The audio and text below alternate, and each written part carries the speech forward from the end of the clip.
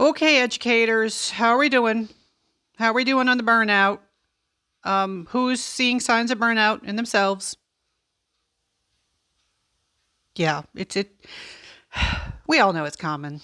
Tomorrow's my faculty return to work day. Yes, I know I got longer than K through 12 teachers. I'm sorry. I know you have it worse in so many ways. At the university level, we got a little bit of extra time to rest and recuperate. Do I feel rest and recuperated? No, I feel tense and anxious.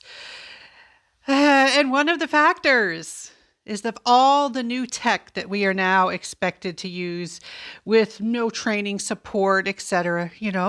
So not surprisingly, we have research like this. Now, I first saw this in Gizmodo, and so this article, it's a secondary source, not the original article. Technology is supposed to decrease teacher burnout. It can sometimes make it worse. Okay, and these authors, Marshall, Moore, Presley, no hate to them or anything, but if they were a student in my class, I would say, you said make it worse. That implies cause and effect. Did they do an experimental study? Let's look at the original.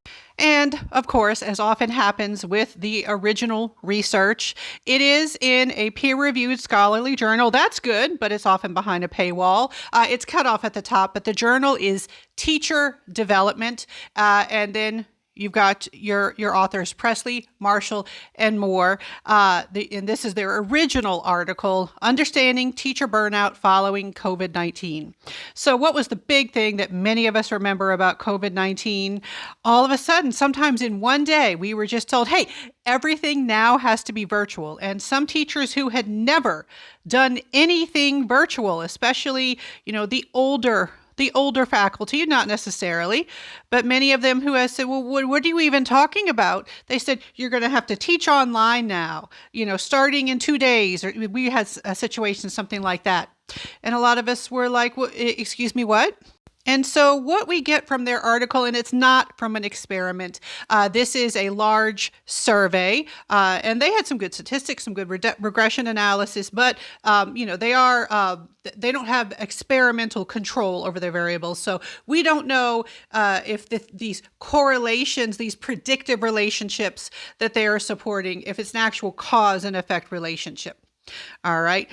But we see that when they interviewed their participants afterwards, many report that they were all of a sudden expected to use all this new tech that's supposed to make their lives easier, but they still had to do all of the old stuff.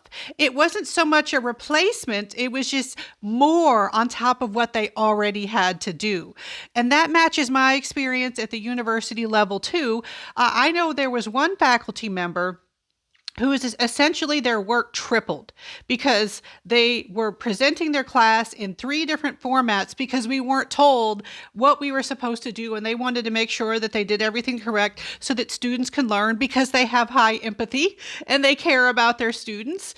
And so, they were doing the thing where they were doing a live streaming class and they were recording class and they were having meetings, virtual meetings with students. And, they just had so much extra work to do. And then they still had to do all of the work and prep that they would normally do for a class, just without sitting in a classroom. And then when we moved to hybrid, we literally had to have 2 versions of the class where we would come to the class and do our normal classroom stuff that we, that we had done previously, but we also had to have this online version that was available for those that weren't allowed in the classroom because of the COVID-19 protocols. And man, that was a mess. That really, I hated that time in my life. And the other thing that we see in this article, and this was an article with K through 12 teachers, not university professors. I can relate, but I wasn't one of the ones that they were studying. They also found that not everybody got the same level of support and training in using the new technology. A lot of people were told, here, we're using this. And a lot of them were saying, hey, how do I use this? And students would get frustrated and they would get, they might get called out for not doing what they're supposed to do. And they're like, I still don't know how to use this stuff. You have to teach me how to use this stuff. Technology can make things easier, but it has to be presented in the right way. And of course, it was presented very quickly because we had an emergency situation. But a lot of that stuff is still, kind of sticking around. And a lot of educators are feeling underappreciated, and they know that their students are frustrated with them because they don't know how to use some of the technology, or they don't know as well how to use it as another teacher, another professor. And so they're just like, how do I catch up? How do I do this right? Yeah, so many educators are feeling burnout for many reasons. Just so much to do, so little money. And now all this tech that we're just supposed to know how to use, and we still have to do all the other stuff that we have to do. But yeah, it's supposed to make things easier, but in many ways it doesn't make things easier. Feel free to vent in the comments.